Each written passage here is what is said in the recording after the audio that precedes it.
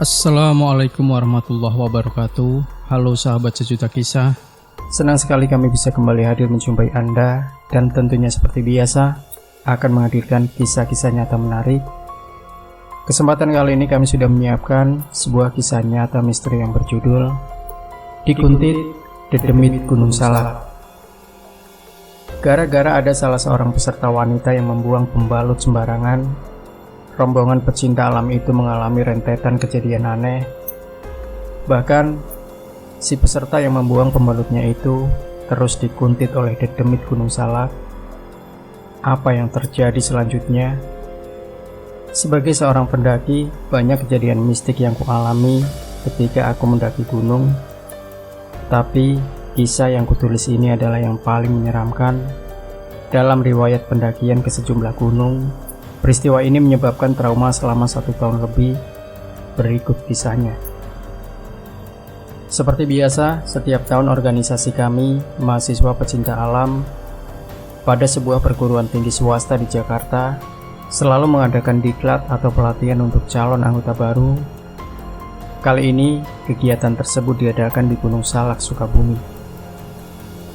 Dari awal pemberangkatan menuju lokasi pertama, keadaan baik-baik saja. Semua berjalan sesuai schedule yang telah ditetapkan panitia. Kebetulan, aku menjadi mentor pembimbingnya untuk satu grup yang terdiri dari Kenny, Irfan, dan Agung. Tugasku adalah mengawasi dan membimbing mereka selama dalam pendakian. Sedangkan 2 grup lagi dipimpin oleh Bayu dan Andy. Jumlah peserta termasuk senior dan panitia tak kurang dari 20 orang.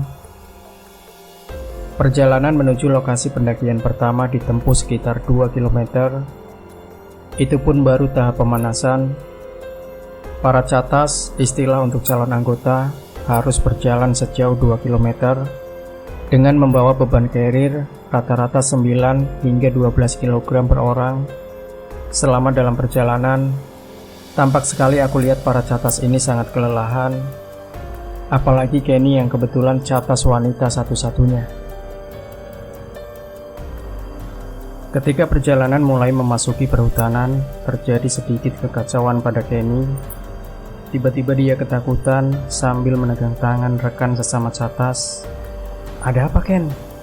Tanyaku agak jengkel juga. "Lihat Kak Ida, di sana ada orang tinggi besar menghadang jalan kita," jawab Kenny. Tangannya gemetar menuju ke depan, tapi aku dan yang lainnya tidak melihat orang yang dimaksudnya. "Mana, Ken? Kamu jangan bercanda ya. Ayo kita jalan lagi," perintahku. Tidak, aku takut, Kak," bantah Kenny setengah merengek. "Kalau kamu tidak melanjutkan pendidikan ini, kamu batal jadi catas. Lagian, kamu jangan nyusahin gitu dong," kataku mengingatkan. Kenny hampir menangis. Untunglah, karena bujukan dari beberapa teman catas dan semangat dari para senior, akhirnya dia mau melanjutkan perjalanan. Untuk menuju titik pendakian pertama, jalan yang kami lalui sudah sedikit sulit. Apalagi para senior cowok harus membuka jalur terlebih dahulu. Ditambah lagi rute yang becek dan licin karena seringnya turun hujan. Ketika hari menjelang sore, kami harus mencari lokasi peristirahatan. Setelah mendapat lokasi yang cukup baik, kami mulai memasang tenda. Ada sebagian yang membuat makan malam dan tak lupa membuat perapian untuk penerangan dan menghangatkan badan. Setelah rapi semuanya, para senior mengumpulkan catas untuk evaluasi dan melaksanakan jadwal besok hari. Waktu itu, jelas sekali kulihat wajah Kenny yang pucat dengan pandangan kosong. "Kamu kenapa, Ken?" tanyaku, tapi Kenny diam saja. Untuk kedua kalinya aku bertanya, "Hei, ngapain kamu bengong saja?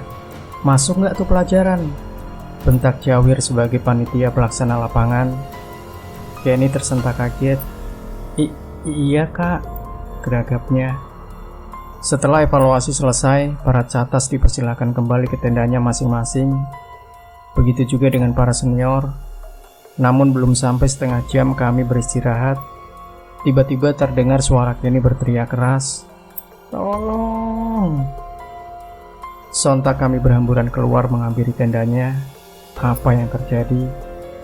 Kami melihat wajah Kenny berubah menyeramkan. Matanya melotot ke atas.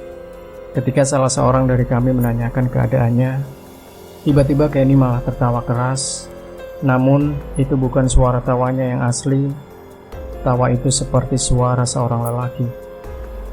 Lebih aneh lagi, Kenny juga bisa tertawa dengan suara wanita cekikikan, mirip mak lampir dalam sinetron. Akhirnya kami sadar kalau Reni kerasukan. "Siapa kamu ini sebenarnya?" tanya Jawir yang memang paling senior dari kami. Kenny tertawa dan menyeringai, "Aing nu boga tempat ieu. Aku yang punya tempat ini," jawabnya dengan suara bariton yang berat milik laki-laki.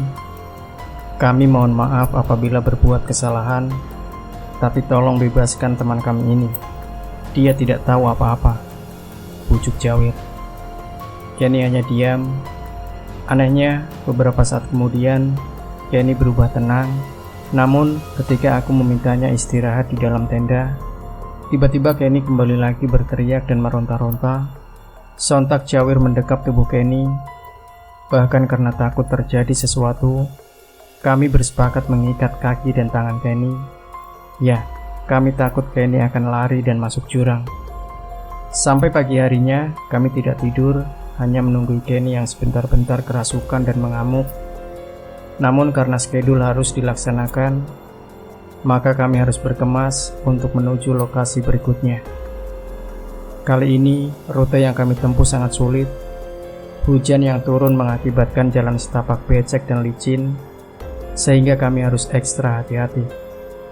Karena sulitnya medan, perjalanan kami jadi sangat lambat dan melelahkan. Akhirnya kami memilih berhenti ketika melihat Kenny tiba-tiba terjatuh. Beberapa peserta lelaki membopong tubuh Kenny yang terjatuh. Anehnya, Kenny meronta-ronta sambil mendengus seperti seekor harimau. "Aku suka anak ini," kata makhluk itu dengan suara sangat menakutkan. Kami kembali sibuk mengurus Kenny.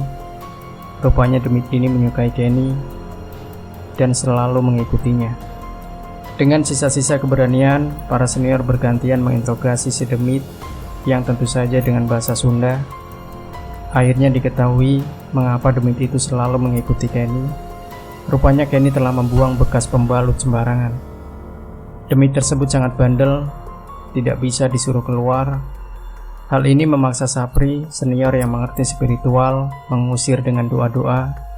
Tetapi tetap saja demit itu bersemayam di tubuh Kenny.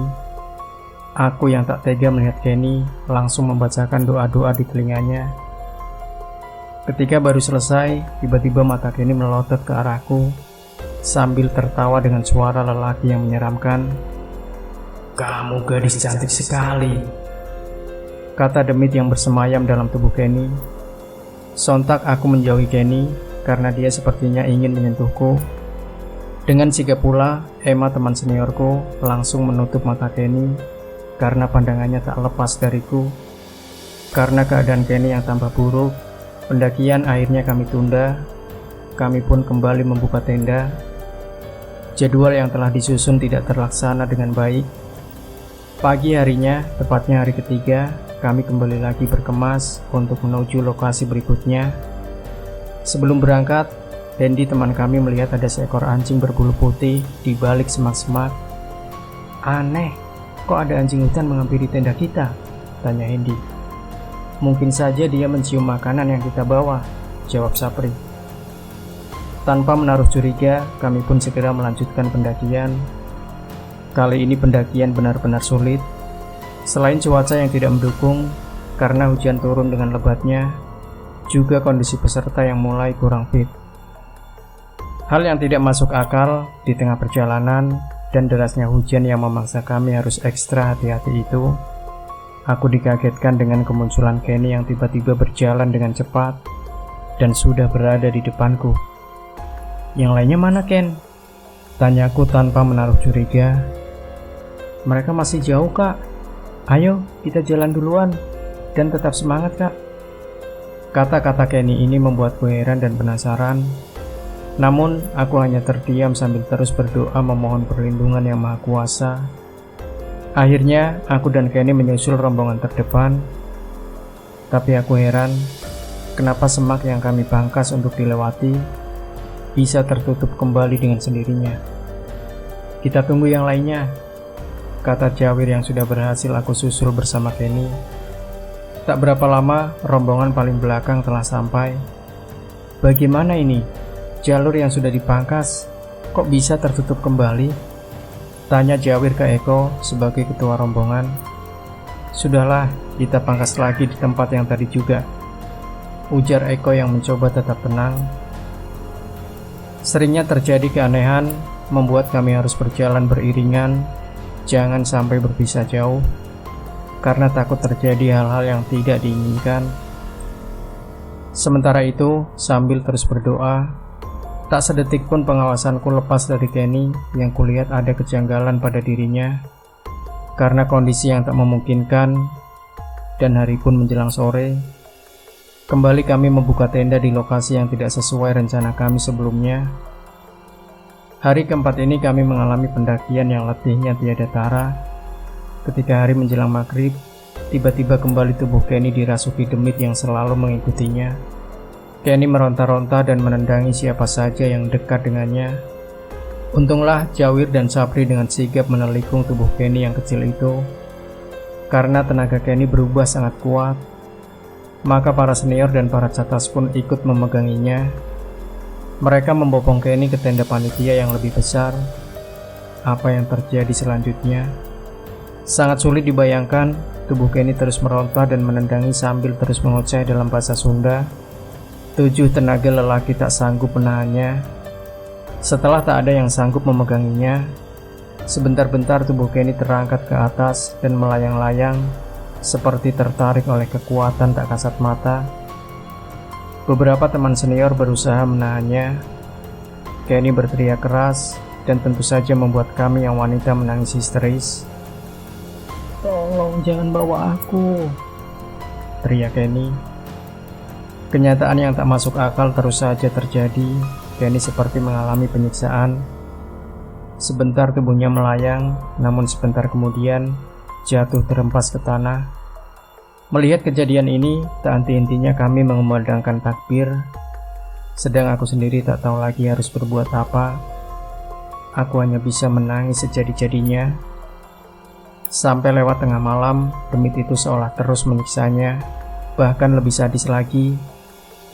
Kali ini kemarahan sang iblis tak terbendung lagi.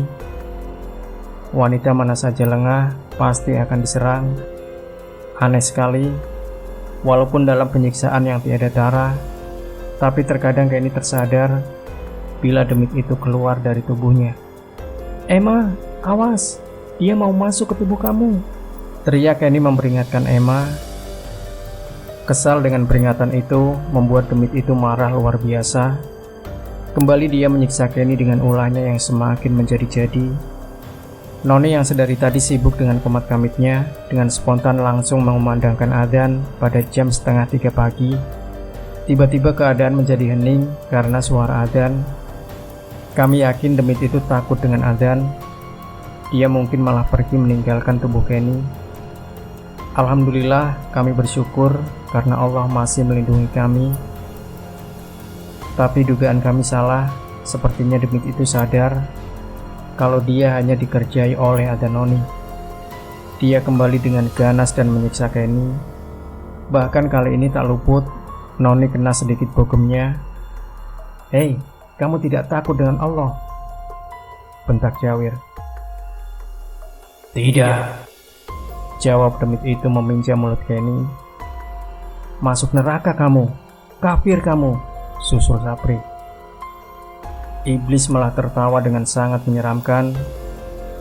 Pagi harinya, kami selaku panitia memutuskan untuk kembali turun, mencari perumahan penduduk, dengan maksud untuk menyelamatkan Kenny. Karena walaupun hari telah pagi, demit itu tetap mengikuti dan menyiksa Kenny. Perjalanan turun diwarnai dengan pertarungan yang hebat. Bahkan aku yang berlari paling belakang sempat carrier ditarik demit sialan itu.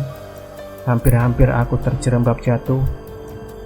Bahkan lewat mulut Kenny, demit itu mengancam, bila telah lewat siang hari, dia akan mengundang teman-temannya yang lebih banyak lagi.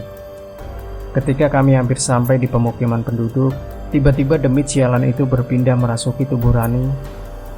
"Jangan!" teriak Rani sambil menangis histeris. Rupanya dengan jelas Rani melihat makhluk tinggi besar hitam dan berambut panjang itu. Karena tersadar demit itu tidak berhasil merasuki tubuh Rani. Singkat cerita, akhirnya Kenny ditangani salah seorang supranaturalis di kaki Gunung Salak. Setelah ditangani, keadaan Kenny mulai tenang dan tidak kacau lagi. Setelah itu kami memutuskan untuk segera kembali ke Jakarta. Syukur alhamdulillah demit itu sudah tidak mengganggu lagi. Dalam perjalanan pulang, aku yang tertidur di bus bermimpi Kenny diikuti demit itu sambil menyeringai ke arahku. Sontak aku terbangun. Rupanya Kenny kembali mengamuk di bus. Sampai di kampus, Kenny langsung dibawa ke orang pintar. Orang pintar tersebut mengatakan bahwa makhluk itu dulunya seorang jawara sakti dan melarikan diri ke Gunung Salak sebagai tempatnya yang baru. Kenny disukai makhluk jahanam ini karena akan dijadikan pendamping di alam kegelapan. Karena itulah kemanapun dia pergi, makhluk itu akan mengikutinya. Saat berusaha mengobati Kenny, orang pintar tersebut menyuruh makhluk itu untuk kembali ke asalnya. Tapi dia tidak mau kalau tidak diantar.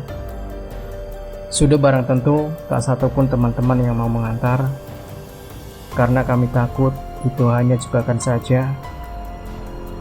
Dengan kejadian tersebut, selama 1 tahun lebih aku merasa diikuti oleh makhluk itu. Sampai-sampai ke kamar mandi pun harus ditemani oleh kakak atau ibuku. Sampai kini, aku tidak tahu bagaimana nasib Kenny selanjutnya. Namun sempat ku dengar kabar bahwa dia menjadi seorang muslimah yang taat. Mungkin hanya dengan pilihan ini, dia bisa melakukan penyembuhan untuk dirinya. Demikian sahabat sejuta kisah. Jangan lupa berikan komentar Anda, like, share video ini, subscribe channel Sejuta Kisah, dan kembali nantikan kisah-kisah nyata misteri terbaru dari kami setiap harinya. Sampai jumpa. Wassalamualaikum warahmatullahi wabarakatuh.